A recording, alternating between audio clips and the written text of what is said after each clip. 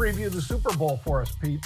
Does the Yeah. same crap go on in the Super Bowl? God, I hope not, because I think that they're hearing it more and more now, John. I mean, if it was more silent and people weren't jumping on this in an aggressive way, I'd say, yeah, the Super Bowl is, whatever. But I think that they are listening. Hopefully they're listening. And, there's a reason why we hear who the referees are for these games ahead of time. And that's another thing, right? I mean, what direction does so-and-so seem to be leaning on each and every game that we're seeing? Here's the best part about it, though. Are they going for a three-peat? Yes. Did they get a little bit of a help? I would say they absolutely got some help. Whether you think it was right or wrong, they definitely got some help. I think it was wrong. But here's how close that game was yesterday with Buffalo, John. How about this just for a couple of numbers? Total yards, 374 for Buffalo, 368 for Kansas City. Passing, 227 against 233. Sacks, both of them had 2. Rushing, 147 yards, 135 yards. Penalties, 6 for 48, 5 for 21. The time of possession, 30 and 30 seconds and 29 and 30 seconds. This was an absolute game where don't let the referees be there to change the outcome, which is, I feel like what we all were seeing was a changed outcome, but it was a dead even game. I mean, so anybody watching that game, it was a great game, except for some of those calls where if you're a Buffalo fan, you've got to be pretty ticked off. And then you go to the other side of it, John. Washington just was in over their shoe. They just didn't have it. It was not the day for them. And I'll tell you what, the more you watch and you see what they were able to do running the ball, and, it's Saquon Barkley is special. I mean, the guy's had 2,000 yards just in playoff games alone, John. I think he's over 400 yards in playoff games this year. He's got 5 touchdowns. He's averaging 7.9 yards a carry in the last 2 games. I mean, Washington had no chance. They couldn't stop him. And they also turned the ball over 4 times. You know how many times they turned the ball over at Philadelphia? Zippo. So there's a reason why they put up all those points. And unfortunately, Washington just didn't have the magic still, but it was still a great year for them.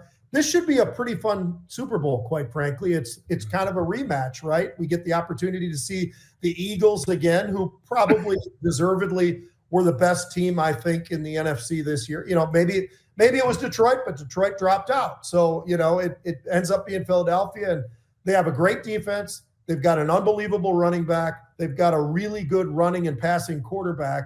You look at all the pieces of the puzzle. I think we've got the 2 best teams going head-to-head. I would agree. I would have said, just like you, that it was Detroit, but obviously Washington showed Detroit they're not the world beater yet. Right. They came close 2 years in a row, but they're not there yet. All right, Pete. How about head coaches?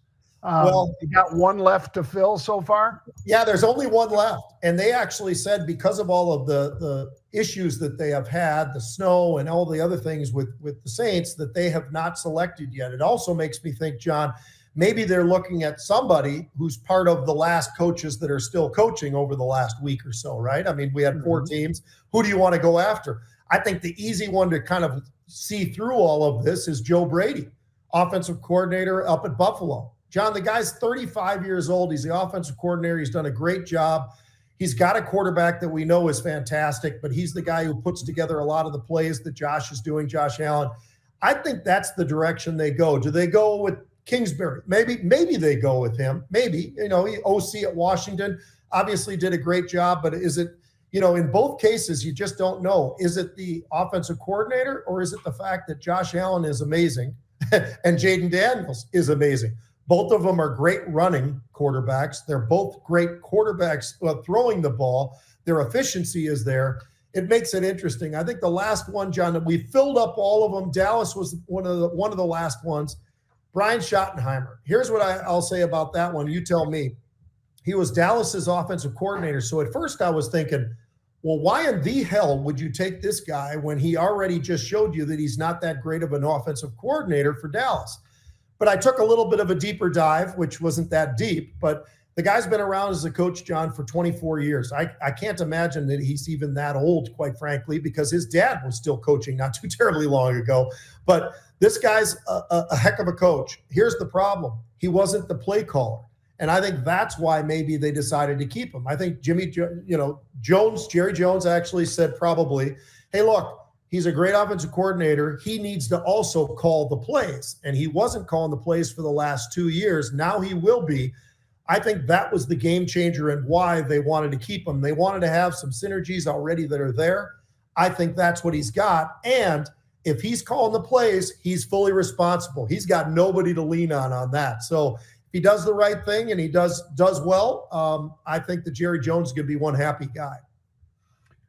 No doubt, Pete. And Jerry hasn't been happy in, since there was 30 years.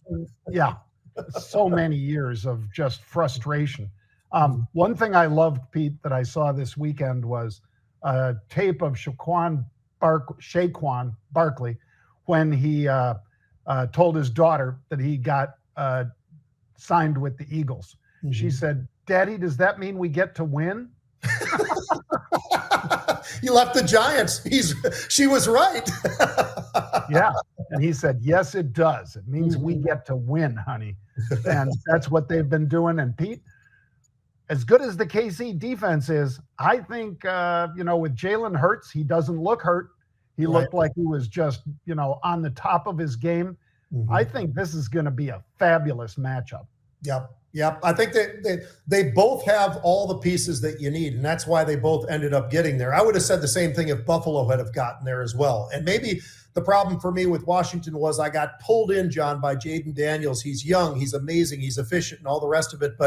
And the defense actually has some very, good defensive players, and some of the numbers that they put up, they're top 5 or 6 or 7 in a lot of different categories. But you know what? When you get to this level, you need to be even higher. And I think that we probably do have the 2 best teams at this point in the season, and with health and everything else. I mean, that Philadelphia defense, John, is really good. We'll see how good they are when they get up against Mahomes and the rest of that crew, though, because they are special. They've got something about what they do, the receivers, the running game, and all of it. They are pretty special.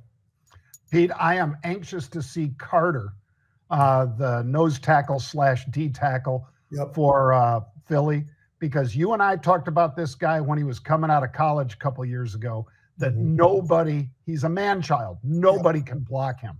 Yeah. Nobody. So they're going to have to use up 2 bodies to try to get, him turned or whatever, Pete, but he just doesn't stop. No. And he's a very physical player. He's 320 pounds or whatever, fast as a cat.